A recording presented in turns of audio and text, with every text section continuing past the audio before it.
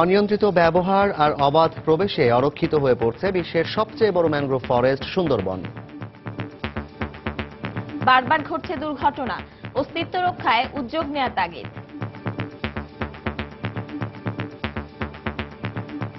বন থেকে অতিরিক্ত সম্পদ আরোহণ যেমন রহিত করতে হবে, পাশাপাশি এই বনভূমি সংরক্ষণের জন্য যারা বনে যায় তাদেরকে অ্যাওয়ারনেস করতে হবে। গুরুত্বপূর্ণ জায়গাটাকে যদি আমরা গুরুত্বের সাথে বিবেচনা না করি এবং গুরুত্বপূর্ণভাবে যদি আমরা কোনো প্ল্যানিং না নিই, তাহলে তো আমাদের আশঙ্কার জায়গাটা থেকেই যাচ্ছে। দেখছিলেন সময়ের বিশেষ শিরোনাম। সন্ধ্যার সময়ের সঙ্গে আছি আমি জাফর সাদিক এবং আমি পারমিতা হিম। এবার অন্যান্য শীর্ষ সংবাদ। পল্টন থানার মামলায় সাংবাদিক শফিক রেহমান 5 দিনের রিমান্ডে। সরকারের ব্যর্থতা ঢাকতেই গ্রেপ্তার করা হয়েছে, দাবি বিএনপির। আওয়ামী লীগ ও বিএনপির নবগঠিত কমিটিতে তরুণ নেতারা স্থান পাওয়ায় মিশ্র প্রতিক্রিয়া। অভ্যন্তরীণ কর্মকাণ্ডে গতি আসবে, প্রত্যাশা উভয় দলের। পানি সংকটে দুর্ভোগে ঢাকা বিশ্ববিদ্যালয়ের আবাসিক হলের শিক্ষার্থীরা। নোংরা ও দুর্গন্ধযুক্ত পানি পান করে অনেকেই অসুস্থ। দ্রুত সমস্যা সমাধানের আশ্বাস কর্তৃপক্ষের। এবং অবশেষে আলোর মুখ দেখতে যাচ্ছে দেশের প্রথম পারমাণবিক বিদ্যুৎ প্রকল্প। শীর্ষ পদের জন্য দেশীয়দের যোগ্য করে গড়ে তোলার আহ্বান।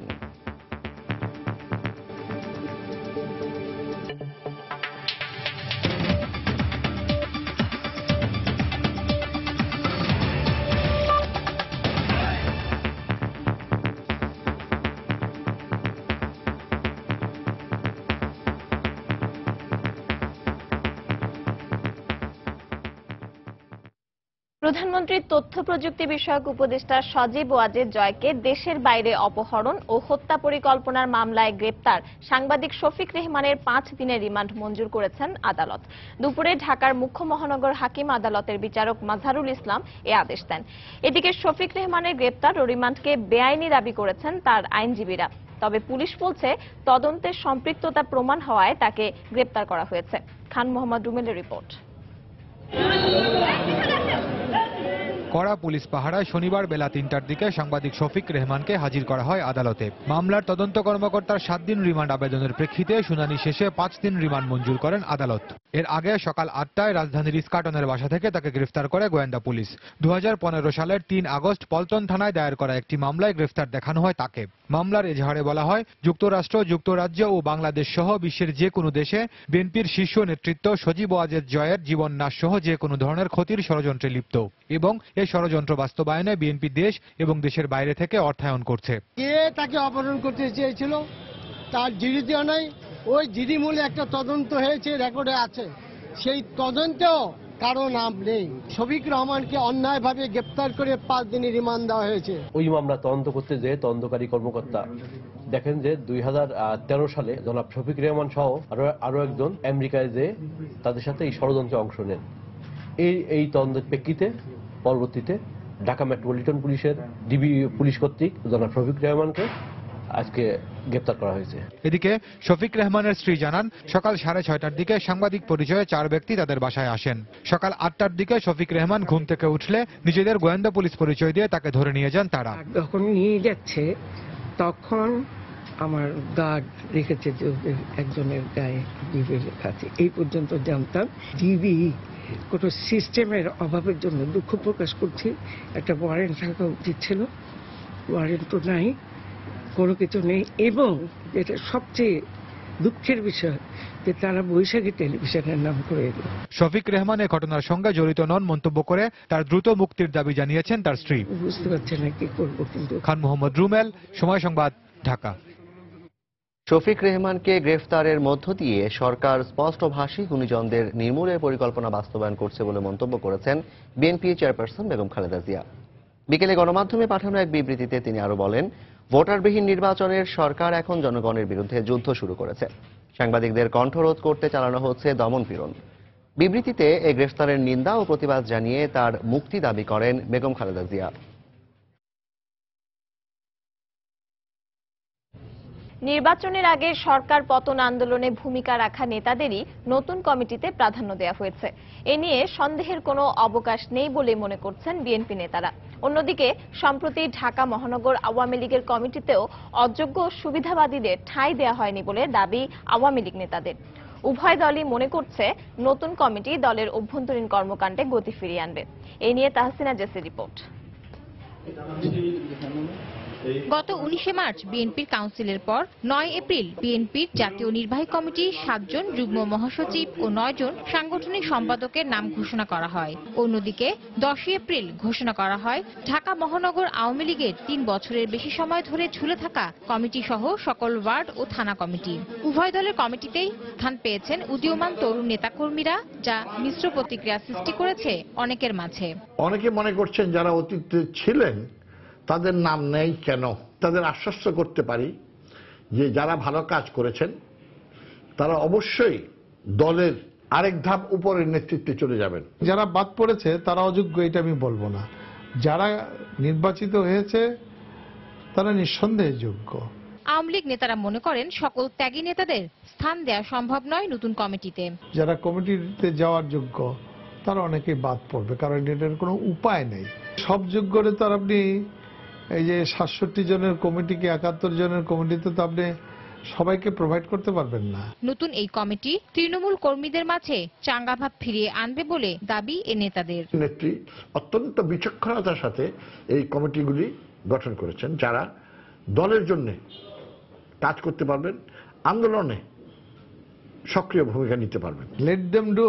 যদি একটা বৃহত্তর কমিটি পেরে থাকে সারা মহানগর নিয়ে, তা এখন তার একটু ছোট হলো, পারবে না কেন? এবং সকলেই অভিজ্ঞ। উভয় দলেই নবীন প্রবীণের সমন্বয়ে নতুন নেতৃত্ব দলে নতুন গতিশীলতা সঞ্চার করবে বলেও আশাবাদ ব্যক্ত করেন এ নেতারা। তাহসিনা জেসি, সময় সংবাদ, ঢাকা। সন্ধ্যার সময় আরো থাকছে। ভূমিকম্পের কারণে সিলেট নার্সিং কলেজের ছাত্রী হোস্টেলে ফাটল, বাসিন্দাদের হল ছাড়ার নির্দেশ।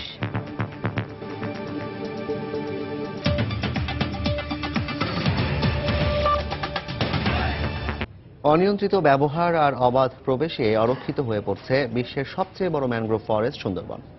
এতে একদিকে যেমন কমছে বনের বাঘ, হরিণ সহ বিভিন্ন দুর্লভ প্রাণী, তেমনি নির্বিচারে ধ্বংস করা হচ্ছে বনের গাছ। বনের অভ্যন্তরে একের পর এক অগ্নিকাণ্ড, পণ্যবাহী জাহাজ ডুবির ঘটনায় বনের অস্তিত্ব নিয়ে আশঙ্কা দেখা দিয়েছে। অস্তিত্ব রক্ষায় রাজনৈতিক সদিচ্ছার পাশাপাশি দ্রুত জাতীয় সুন্দরবন নীতিমালার তাগিদ দিয়েছেন বিশেষজ্ঞরা। তরিকুল ইসলামের রিপোর্ট। গত 2 বছরে সুন্দরবনের ভেতর মানুষসৃষ্ট বড় ধরনের কয়েকটি দুর্ঘটনা বিশ্ব মিডিয়ার শিরোনাম হয়েছে। এ সময় ঘটেছে তেলবাহী ট্যাঙ্কার, ক্লিংকার, সার ও কয়লাবাহী জাহাজডুবির ঘটনা। পাশাপাশি চলতি বছর 28 মার্চ ও 14 এপ্রিল ঘটেছে বড় ধরনের অগ্নিকাণ্ড। সঙ্গত কারণেই গবেষকরা প্রশ্ন তুলেছেন বনের ভবিষ্যৎ অস্তিত্ব নিয়ে। তাপ যতদূর যায় ততদূরই কিন্তু প্রাণী এবং বনের কিন্তু ক্ষতি হয়। আর ফলশ্রুতিতে যেটা হয় যে ওইখানে যে ক্ষুদ্র অন্যান্য যে জীব আছে, যারা মূলত অন্য বড় জীবের খাদ্য হিসেবে ব্যবহৃত হয়, তারা কিন্তু পুড়ে যায়। এখানে কোনো ষড়যন্ত্র বা এখানে কোনো রকম ইচ্ছাকৃতভাবে কোনো রকম অগ্নিকাণ্ড ঘটানো হয়েছে, এটি আমাদের সুন্দরবন সংরক্ষণের স্বার্থে অথবা আমাদের সকলের স্বার্থে এটি ফাইন্ড আউট করা দরকার। এদিকে সুন্দরবনে ঘটে যাওয়া একের পর এক দুর্ঘটনা বন্ধে এখনই সরকারি নীতি নির্ধারণী পর্যায়ে ভাবনার পরামর্শ এই বিশেষজ্ঞের। এই গুরুত্বপূর্ণ জায়গাটাকে যদি আমরা গুরুত্বের সাথে বিবেচনা না করি এবং গুরুত্বের সাথে বিবেচনা করতে যে যদি আমরা গুরুত্বপূর্ণভাবে যদি আমরা কোনো প্ল্যানিং না নিই, তাহলে তো আমাদের আশঙ্কার জায়গাটা থেকেই যাচ্ছে। তবে সুন্দরবনকে টিকিয়ে রাখতে সরকারের রাজনৈতিক সদিচ্ছার পাশাপাশি জাতীয় সুন্দরবন নীতিমালা তৈরির তাগিদ দিলেন গবেষকরা। বন থেকে অতিরিক্ত সম্পদ আরোহণ যেমন রহিত করতে হবে, পাশাপাশি এই বনভূমি সংরক্ষণের জন্য যারা বনে যায় তাদেরকে অ্যাওয়ারনেস করতে হবে। তারা সবসময় বলছে যে তাদের লোকবল কম, ঠিক আছে, তাদের লোকবল বৃদ্ধি করা হোক, তাদের নৌযানের সংখ্যা বা আধুনিক যে ট্র্যাকিং সিস্টেমগুলো, সেই আধুনিক প্রযুক্তি সেগুলো তাদেরকে সরবরাহ করতে হবে। 6000 বর্গ কিলোমিটার বিস্তৃত প্রাকৃতিক বৈচিত্র্যের এ সুন্দরবনে গত 2 বছরে 6 বার বড় ধরনের দুর্ঘটনার কবলে পড়েছে। তরিকুল ইসলাম, সবাই সংবাদ, খুলনা। গ্রীষ্মের শুরুতেই রাজধানীতে পানি সংকট তীব্র আকার ধারণ করেছে। এর প্রভাব পড়েছে ঢাকা বিশ্ববিদ্যালয় এলাকাতেও। গতকাল থেকে বিশ্ববিদ্যালয়ের কয়েকটি আবাসিক হলে পানি সংকটের দুর্ভোগে পড়েছেন শিক্ষার্থীরা। পাশাপাশি নোংরা ও দুর্গন্ধযুক্ত পানি পান করে এরই মধ্যে বেশ কয়েকজন অসুস্থ হয়ে পড়েছেন। এদিকে দ্রুত সমস্যা সমাধানের কাজ চলছে বলে জানিয়েছে কর্তৃপক্ষ। হলে পানি নেই, তাই ট্যাবের ফোঁটা ফোঁটা পানি দিয়ে এভাবেই মুখ ধোয়ার চেষ্টা করছিলেন ঢাকা বিশ্ববিদ্যালয়ের হাজী মোহাম্মদ মহসিন হলের এই শিক্ষার্থী। কেউ কেউ এদিক ওদিক ঘুরছিলেন প্রয়োজনীয় পানির জন্য। ঠিক একই চিত্র সূর্য সেন হল, বঙ্গবন্ধু হল এবং জিয়া হলে। খাবার পানি কিনে খাওয়া সহ তীব্র গরমে এভাবেই পানির সংকটে সৃষ্ট নানা সমস্যার কথা বলছিলেন ছাত্ররা। পানির সংকট, পানিতে ময়লা, কিন্তু হল কর্তৃপক্ষের উদাসীনতা এখানে আমাদের লক্ষ্য করার মতো। পানির ময়লা, খাওয়ার পানি নাই, যেগুলো আছে সেগুলো ব্যবহার করা যাচ্ছে না, জন্য বাইরে থেকে কিনে নিয়ে আসলাম। পানির ভিতরে প্রচুর আয়রন এবং বিষাক্ত পানি বের হচ্ছিল, অনেকেই এই পানি খাওয়ার পরে অসুস্থ হয়ে পড়েছে। আজকে সকালবেলা কর্তৃপক্ষ মাইকে ঘোষণা দিয়েছে যে পানি খাওয়া যাবে না, ব্যবহার করা যাবে না। এখন হঠাৎ করে আমরা এখন এইদিকে কোনো হলে পানি নেই, আমরা কোথায় যাব? পানি সমস্যার কথা স্বীকার করে সমাধানে দ্রুত কাজ চলছে বলে জানালেন হল প্রভোস্ট। এখন যে পানিটা সাপ্লাই দিচ্ছে সেটা আসতেছে জৌড়লোকাল থেকে, আমাদের পুরানো অনেক দিনের পুরানো পাইপ, সে পাইপ দিয়ে এই সমস্ত আসতেছে। এখানে প্রচুর আয়রন বা অন্যান্য কেমিক্যালস এটার সাথে থাকে, ব্যাকটেরিয়া আসতে পারে। আমি চেষ্টা করে যাচ্ছি যাতে করে ছাত্ররা বিশুদ্ধ পানি খেতে পারে, এবং সামনে আমরা বিশ্ববিদ্যালয় কর্তৃপক্ষের সাথে আমরা করবো যাতে করে এই ধরনের ঘটনা না ঘটে। দুর্ভোগের কথা মাথায় রেখে দ্রুত পানি সমস্যার সমাধান করবে কর্তৃপক্ষ, এমনটাই প্রত্যাশা সাধারণ শিক্ষার্থীদের। তারিকুল হাসান আশিক, সময় সংবাদ, ঢাকা।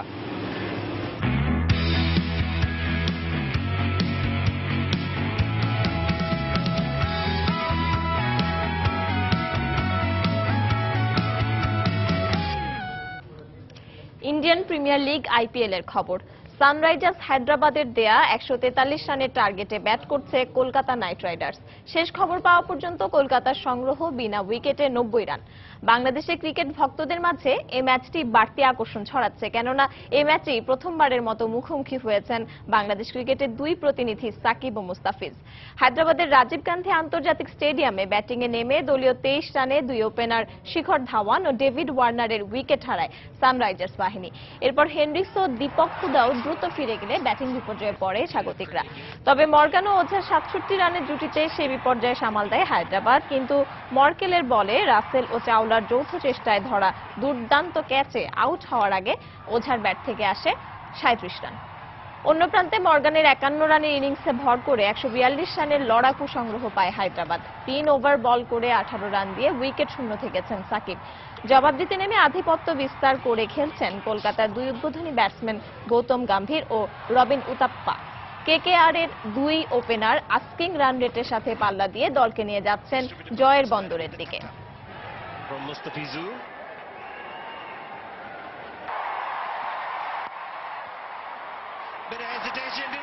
বাস শ্রমিকদের মারধর করার প্রতিবাদে হবিগঞ্জ সিলেট রুটে তৃতীয় দিনের মতো চলছে অনির্দিষ্টকালের প্রতিবহন ধর্মঘট। এতে চরম ভোগান্তি পোহাচ্ছেন যাত্রীরা। মোটর মালিক গ্রুপের নেতারা জানান, গত বুধবার দুপুরে তুচ্ছ ঘটনাকে কেন্দ্র করে চালক সহ 5 শ্রমিককে ব্যাপক মারধর করে মিতালী পরিবহনের শ্রমিকরা। এ ঘটনার প্রতিবাদে বৃহস্পতিবার থেকে অনির্দিষ্টকালের পরিবহন ধর্মঘটের ডাক দেয় হবিগঞ্জ মোটর মালিক গ্রুপ। এদিকে ধর্মঘটে সাধারণ যাত্রীরা দুর্ভোগে পড়লেও হামলায় জড়িতদের শাস্তি না হওয়া পর্যন্ত কর্মসূচি অব্যাহত রাখার কথা জানিয়েছেন পরিবহন শ্রমিকরা।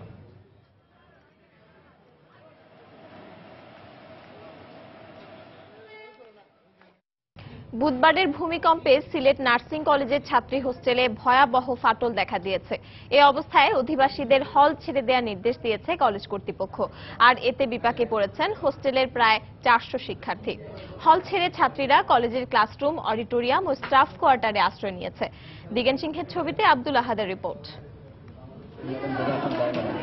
ভবন ধসে পড়ার আতঙ্কে ছাত্রীরা ছেড়ে যাচ্ছে হোস্টেল। হঠাৎ করে এমন ঘটনায় দুর্ভোগে পড়েছেন তারা। গত 13 এপ্রিল রাতে ভূমিকম্পে হোস্টেলে ফাটল দেখা দেয়। সময়ের সঙ্গে সঙ্গে ফাটল বাড়তে থাকে। শুক্রবার রাতে কালবৈশাখী ঝড়ে দেয়াল ও পিলারের বিভিন্ন জায়গা থেকে পলেস্তার খসে পড়তে থাকে। এতে হোস্টেলের মেয়েদের মাঝে আতঙ্ক দেখা দেয়। আজকে ঝড়ের পরে ফাটলগুলো একটু বড় হয়ে গেছে, বিভিন্ন জায়গায় নতুন করে ফাটল দেখা দিয়েছে। আমাদের পরীক্ষা চলতেছে, এজন্য খুব রিস্ক নিয়ে তারপরে ছিলাম গত রাত্রে। এখানে একটা কোয়ার্টার মতো পাইছি, ওখানে যাচ্ছি, তো আপাতত ওখানেই থাকবো এক্সাম যতদিন চলবে। খবর পেয়ে কলেজের অধ্যক্ষ হোস্টেলে এসে মেয়েদের হল ছাড়ার নির্দেশ দেন। কলেজ, কোয়ার্টার, আরেকটা নতুন হোস্টেল, সেই সব জায়গায় তাদেরকে আমি অ্যাকোমোডেশনের ব্যবস্থা দিছি। আর যাদের পরীক্ষা নাই তাদেরকে আমি হোস্টেল থেকে মানে ওদেরকে নির্দেশ দিয়েছি ওরা বাড়িতে যাওয়ার জন্য। দুপুরে সিটি কর্পোরেশন ও ফায়ার সার্ভিসের ঊর্ধ্বতন কর্তৃপক্ষও হোস্টেল পরিদর্শন করে দ্রুত মেরামতের তাগিদ দেন। এখন পিডব্লিউডি যদি রেট্রোফিটিং এর মাধ্যমে এবং যে জায়গা ফেটে গেছে এগুলো ঠিক করে দিয়ে দেয়, প্লাস্টার যেখানে ফাটছে সেগুলো ঠিক করে দিয়ে তারপর আবার বসবাস করতে পারে, তবে লোড কমাইতে হবে। 1982 সালে সিলেট নার্সিং কলেজের ছাত্রী নিবাসের এই ভবনটি নির্মাণ করা হয়। আব্দুল আহাদ, সময় সংবাদ, সিলেট। সন্ধ্যার সময়ে আরো থাকছে। একদিনের ব্যবধানে জাপানের দক্ষিণাঞ্চলে আবারও শক্তিশালী ভূমিকম্পে নিহত 26, আহত 4 শতাধিক। সুনামি সতর্কতা প্রত্যাহার। নানা অনিশ্চয়তার পর অবশেষে আলোর মুখ দেখতে যাচ্ছে দেশের প্রথম পারমাণবিক বিদ্যুৎ প্রকল্প। নির্ধারিত সময়েই এই কেন্দ্র থেকে উৎপাদন সম্ভব বলে জানিয়েছে কর্তৃপক্ষ। প্রকল্প সংশ্লিষ্টদের দাবি, এই কেন্দ্রটি চালু হলে স্বল্প মূল্যে মিলবে বিদ্যুৎ। এদিকে কেন্দ্রটির শীর্ষ পদগুলোর জন্য দেশীয়দের যোগ্য করে গড়ে তোলার পর্যাপ্ত সুযোগ সৃষ্টির আহ্বান জানিয়েছেন বিশেষজ্ঞরা। পাবনার রূপপুরের প্রকল্প এলাকা থেকে ফিরে আশরাফুল ইসলামের ক্যামেরায় আরো জানাচ্ছেন দেবাশিস রায়। বাংলাদেশ স্বাধীন হবারও 10 বছর আগে রূপপুরের এই মাটিতেই স্থাপন করার কথা ছিল পারমাণবিক বিদ্যুৎ কেন্দ্র, কিন্তু পাকিস্তানি শাসকদের কূটকৌশল সেটি বাস্তবায়িত হতে দেয়নি। অবশেষে দীর্ঘ কয়েক দশকের অপেক্ষার পর রূপপুরে গড়ে উঠছে দেশের প্রথম পারমাণবিক বিদ্যুৎ কেন্দ্র। প্রকল্পটি বাস্তবায়িত হবে দুভাগে। প্রথম ভাগ প্রস্তুতি এবং দ্বিতীয় ভাগে নির্মিত হবে বিদ্যুৎ উৎপাদনের মূল প্ল্যান্ট। দুটি ইউনিটে সেখান থেকে উৎপাদন হবে 2400 মেগাওয়াট বিদ্যুৎ। ব্যবহৃত হবে 5 স্তরের নিরাপত্তা সম্বলিত তৃতীয় প্রজন্মের VVER 1200 টাইপের রিঅ্যাক্টর। চলতি মাসের প্রথম ভাগে প্রকল্পটি পরিদর্শন শেষে কর্তৃপক্ষ জানিয়েছে নির্ধারিত সময়েই বিদ্যুৎ মিলবে এই কেন্দ্র থেকে। Pioneer base, construction assembly base 1 যেখানে আমরা দাঁড়িয়েছি এবং ইন্ডাস্ট্রিয়াল বেস যেখানে রিঅ্যাক্টর বিল্ডিং পড়বে তারই প্রিপারেশনের কাজ আগামী মাস থেকে চলবে। এই যে ফেসিলিটিস হওয়ার কথা সবগুলি 2016-র মধ্যে সমাপ্ত হবে। নিরাপত্তা বিধানের সব নির্দেশনা মেনেই প্রকল্প এগিয়ে নিচ্ছি আমরা। আশা করছি নির্দিষ্ট সময়ে উৎপাদন সম্ভব।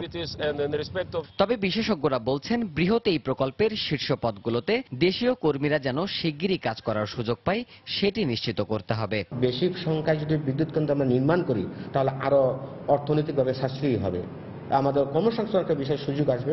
1,01,200 কোটি টাকা ব্যয়ের বৃহৎ এই প্রকল্পের মূল নির্মাণ কাজ 2017 সালের আগস্ট মাসে শুরু হবার কথা রয়েছে। অবশেষে বাংলাদেশে নির্মিত হতে যাচ্ছে দেশের প্রথম পারমাণবিক বিদ্যুৎ উন্নয়ন প্রকল্প। প্রকল্পটি বাস্তবায়িত হলে দেশের উন্নয়ন ও অগ্রযাত্রা যেমন নিশ্চিত হবে, তেমনি দেশ পৌঁছে যাবে সক্ষমতার এক নতুন কাতারে। দেবাশিস রায়, সময় সংবাদ, ঈশ্বরদী, পাবনা। দেশের 15 কোটি গ্রাহকের মধ্যে 5 কোটি বায়োমেট্রিক পদ্ধতিতে সিম নিবন্ধন করেছে। 30 এপ্রিলের মধ্যে সব গ্রাহকের নিবন্ধন সম্ভব নয় উল্লেখ করে সময় বাড়ানোর দাবি জানিয়েছে বাংলাদেশ টেলি রিচার্জ অ্যাসোসিয়েশন। সকালে ঢাকা রিপোর্টার্স ইউনিটিতে সংবাদ সম্মেলনে 7টি দাবি তুলে ধরেন তারা। বায়োমেট্রিক রেজিস্ট্রেশন ফর্মগুলো যে ফিল আপ করে যাচ্ছে 30-40% কার্যক্রম সম্পন্ন হয়েছে, আরো 60% কার্যক্রম সম্পন্ন করতে হলে অবশ্যই ব্যবসায়ীদের স্বার্থের রক্ষার দিকে খেয়াল রাখতে হবে। টাকা ফ্লেক্সি করছে, আপনাদের কাছে টাকা পৌঁছে দিচ্ছে, এর জন্য বিনিময়ে আমাদেরকে 1,100 টাকা দেওয়ার জন্য আপনাদের মাধ্যমে উত্থাপন করছি। আমাদের এই কার্যক্রম যদি আগামী কিছুদিনের মধ্যে না করে আমরা নতুন করে কঠোর কর্মসূচি দিতে বাধ্য থাকবো। একদিনের ব্যবধানে আবারও জাপানের দক্ষিণাঞ্চলীয় কুমামোতো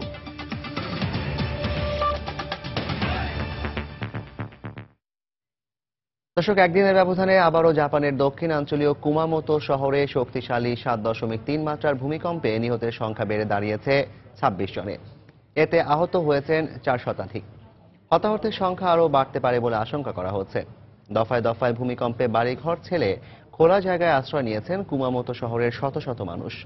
ভূমিকম্পের পরপরই বিচ্ছিন্ন হয়ে গেছে ওই এলাকার বিদ্যুৎ সংযোগ। পাশের একটি গ্রামে নদীর বাঁধ ভেঙে যাওয়ায় নিরাপদ স্থানে সরিয়ে নেওয়া হয়েছে সেখানকার বাসিন্দাদের। ভূমিকম্পের পরপরই শুক্রবার সরকারের সংশ্লিষ্ট বিভাগের কর্মকর্তাদের সঙ্গে জরুরি বৈঠক করেন দেশটির প্রধানমন্ত্রী শিনজো অ্যাবে। এ সময় ক্ষতিগ্রস্ত এলাকায় উদ্ধার তৎপরতা জোরদার করতে সর্বোচ্চ শক্তি প্রয়োগের নির্দেশ দেন তিনি।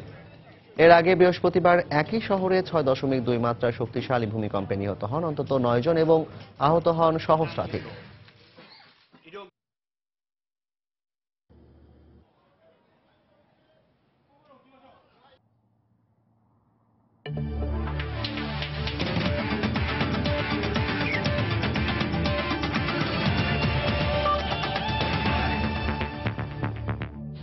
ফুটবলের খবর।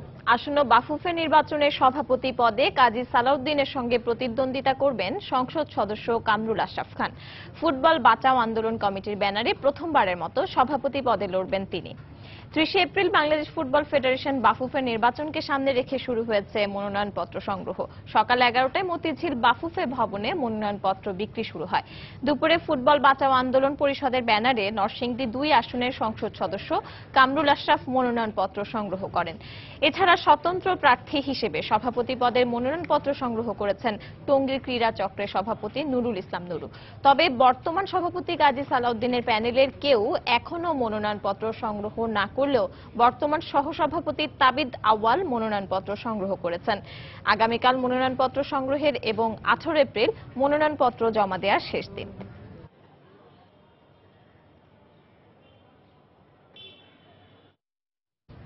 সন্ধ্যার সময় এ পর্যায়ে শীর্ষ সংবাদগুলো জানিয়ে দিচ্ছে আরেকবার। পল্টন থানার মামলায় সাংবাদিক শফিক রেহমান 5 দিনের রিমান্ডে। সরকারের ব্যর্থতা ঢাকতে গ্রেপ্তার করা হয়েছে দাবি বিএনপির। আওয়ামী লীগ ও বিএনপির নবগঠিত কমিটিতে তরুণ নেতারা স্থান পাওয়ায় মিশ্র প্রতিক্রিয়া। অভ্যন্তরীণ কর্মকাণ্ডে গতি আসবে প্রত্যাশা উভয় দলের। পানি সংকটে দুর্ভোগে ঢাকা বিশ্ববিদ্যালয়ের আবাসিক হলে শিক্ষার্থীরা। নোংরা ও দুর্গন্ধযুক্ত পানি পান করে অনেকেই অসুস্থ। দ্রুত সমস্যা সমাধানের আশ্বাস কর্তৃপক্ষের। অবশেষে আলোর মুখ দেখতে যাচ্ছে দেশের প্রথম পারমাণবিক বিদ্যুৎ প্রকল্প। শীর্ষ পদের জন্য দেশীয়দের যোগ্য করে গড়ে তোলার আহ্বান।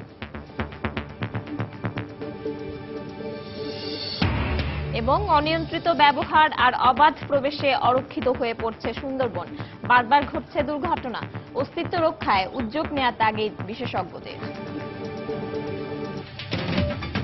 এই ছিল সন্ধ্যার সময়। যে কোনো খবর পেতে ভিজিট করুন সময় নিউজ.tv। সঙ্গে থাকুন সময়।